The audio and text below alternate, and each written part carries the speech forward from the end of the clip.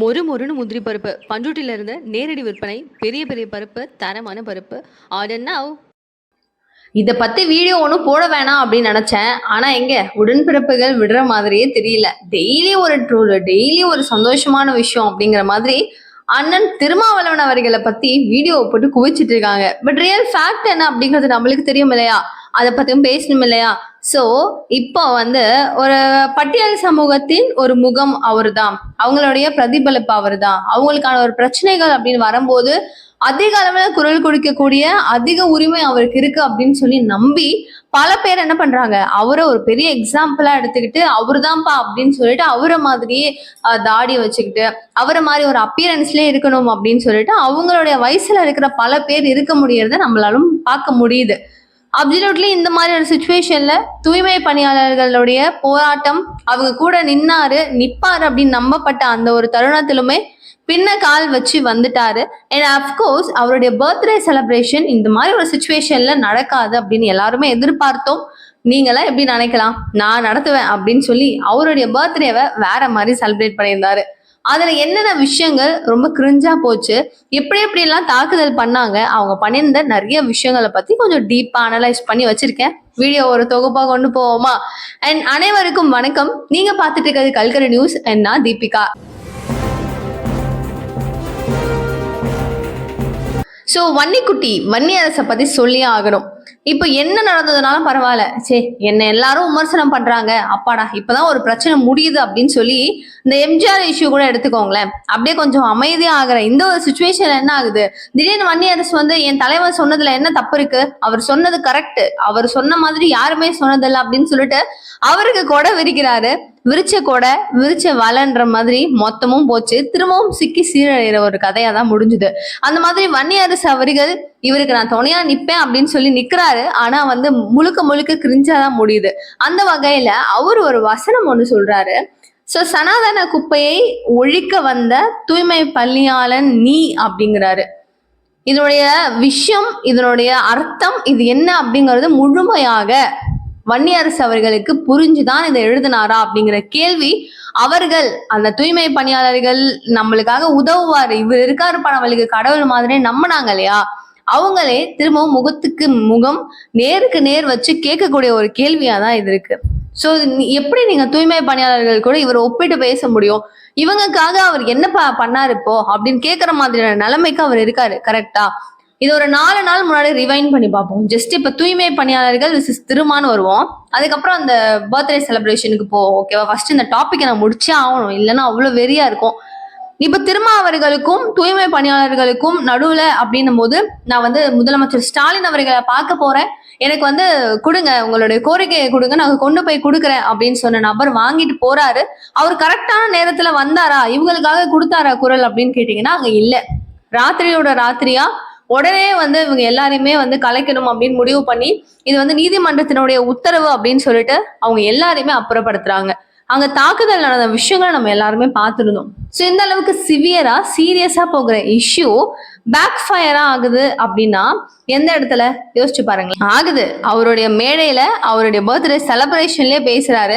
ஒரு 4 நாள் முன்னாடி சொல்றாரு ஒரு விஷயம், நான் வந்து நம்மளுடைய ஆட்கள் எல்லாருக்காகவும் நான் பேசியிருக்கேன், பரிசீலனை பண்ணியிருக்கேன், இது வந்து தமிழக அரசும் கொஞ்சம் என்னன்றத பரிசீலனை பண்ணி பார்க்கணும், இந்த மக்கள் வந்து கஷ்டப்படுறாங்க, பணி நிரந்தரம் அப்படிங்கிறது அவங்களுடைய கோரிக்கையா இருக்கு, இதை கொஞ்சம் பாருங்க, பார்த்து செய்யுங்க அப்படிங்கிற மாதிரி சொன்ன வார்த்தை வாய் இன்னைக்கு, அதாவது அவருடைய பிறந்த நாள் கொண்டாட்டத்துல அவர் என்ன சொல்றாரு தெரியுமா, நல்ல வேலை திமுக அரசு நம்மளுக்கு நல்லது மட்டும் தான் பண்ணோம், நான் நினைச்ச மாதிரி இந்த பணி நிரந்தரம் அப்படிங்கிறது நம்மளுக்கு வேண்டாம், தூய்மை பணியாளர்களுக்கு பணி நிரந்தரம் அப்படிங்கிறது கொடுக்க கூடாது அப்படிங்கிறாரு.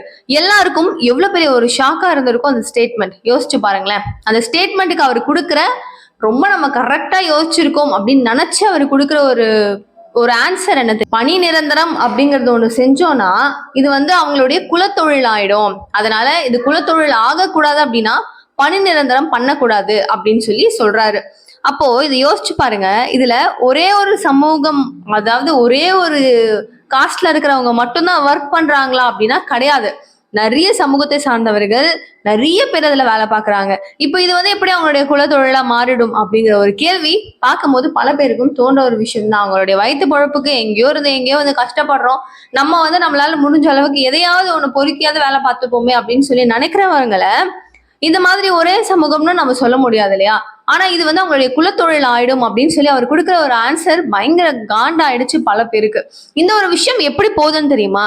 கூட்டணி கட்சியில இருக்கிற மார்க்சிஸ்ட் கம்யூனிஸ்ட் கட்சியில இருக்கிற சண்முகம் அவர்களும் சொல்றாரு இது வந்து ரொம்ப தப்பு நீங்க சொன்னது அப்படின்னு சொல்லிட்டு அவரு அகேன்ஸ்டா விமர்சனம் கொடுக்கிறாரு, அவர் அகேன்ஸ்டா கண்டனம் தெரிவிக்கிறாரு. இப்போ கூட இருக்கிற நபர்களுக்கு புரியுதுன்னா உங்களுக்கு ஏன் புரியலன்ற கேள்வி எல்லாருக்கும் வருமா வராதா?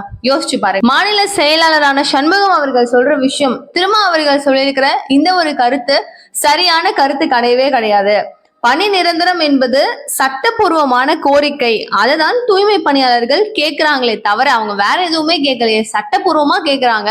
இது வந்து அவங்களுடைய குலத்தொழிலா மாறிடும் அப்படிங்கறத இவர் எப்படி சொல்லலாம் அப்படிங்கறத அவர் கேட்கிறாரு. சரி, இது வந்து வேற எங்கேயோ இருந்த அகேன்ஸ்டா அவருக்கு போகல, கூடவே கூட்டணியில இருக்கிற இன்னொரு நபர் தான் அவங்க கேட்கிறாங்க கேள்வியா. சரியான ஒரு வார்த்தை தானே, அவங்களுக்குன்னு ஒரு தேவைகள் இருக்கு. இப்போ அவர் சொல்ற ஒரு எக்ஸாம்பிள் ஒன்று சொல்லியிருந்தாரு, அது உண்மையாவே ரொம்ப நல்லா இருந்ததும் கூட. எனக்கு தெரிஞ்ச ஒரு தூய்மை பணியாளர்கள் கஷ்டப்படுறாங்க, அதுக்கப்புறம் வந்து அவங்களுடைய குழந்தைகளை நல்லா படிக்க வைக்கிறாங்க, அதுக்கப்புறம் அடுத்த தலைமுறையே மாறுது, பிஹெச்டி வரைக்குமே ஏதோ படிக்க வச்சு நல்ல வேலைக்கு போகிறதுக்கான எல்லா சமூகத்தையுமே பாத்தீங்கன்னா அவங்க வந்து ஏற்படுத்தி கொடுத்துருக்காங்க. எல்லா சூழ்நிலைகளும் அவங்களுக்கு ஆதரவா இருக்கு. ஆனா அவங்க கஷ்டப்பட்டு அடுத்த ஜெனரேஷனை முன்னேற்றி இருக்காங்க. ஆனா இன்னைய சூழல்ல அவங்களுடைய வயிற்றையே நிரப்பிக்க முடியாத ஒரு கஷ்டம் இருக்கிற நிலையில அட்லீஸ்ட் அவங்களுடைய வாழ்வாதாரத்தை கம்ப்ளீட் பண்ணுவோம்.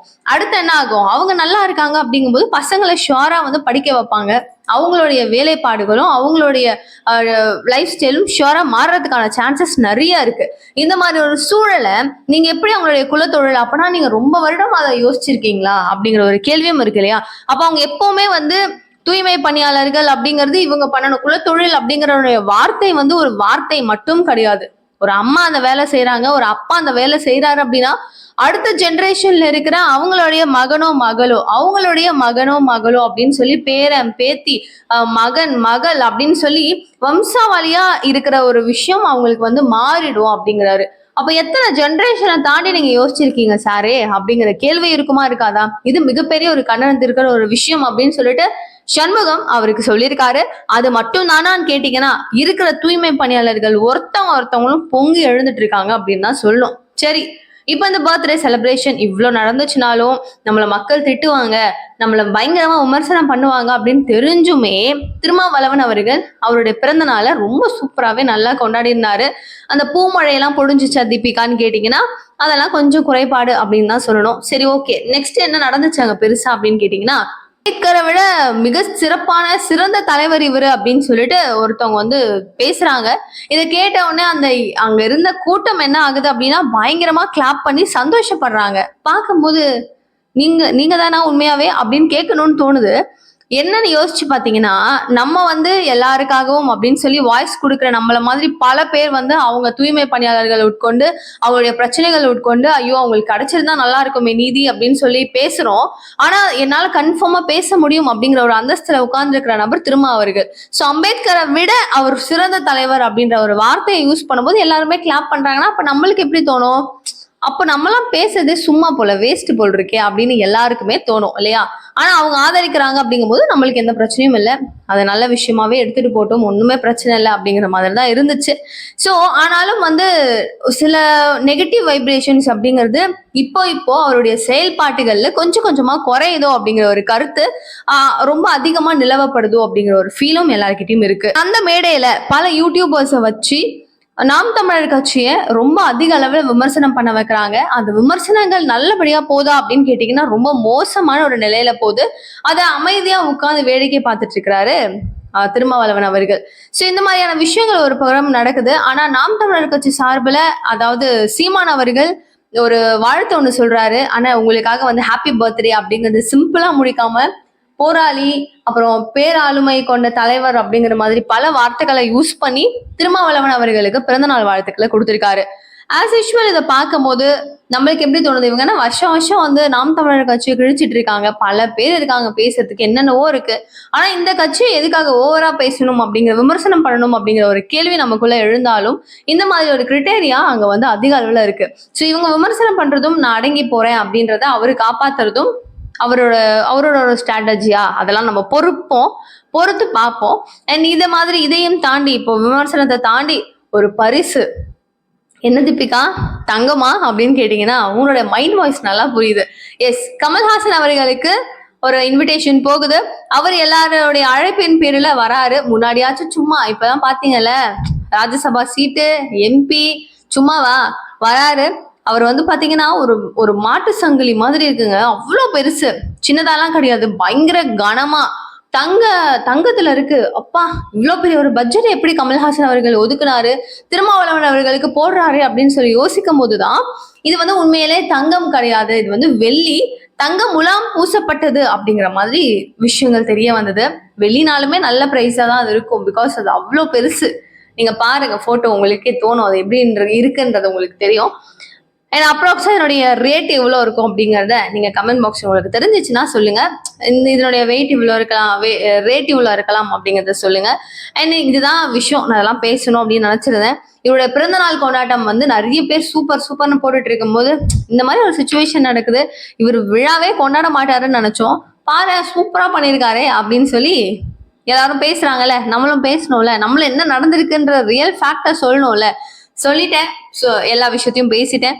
இன்னும் நீங்க என்ன விஷயங்கள் தெரிஞ்சுக்கணும்னாலும், அரசியல் களங்கள்ல என்ன நடக்குது அப்படிங்கிற சுட விஷயங்கள் எல்லாமே தெரிஞ்சுக்கணும் அப்படின்னாலும் நிகழ்கால நிகழ்வுகளுக்கு சேனலை சப்ஸ்கிரைப் பண்ணிக்கோங்க. தேங்க்யூ ஸோ மச் ஃபார் வாட்சிங் திஸ் வீடியோ.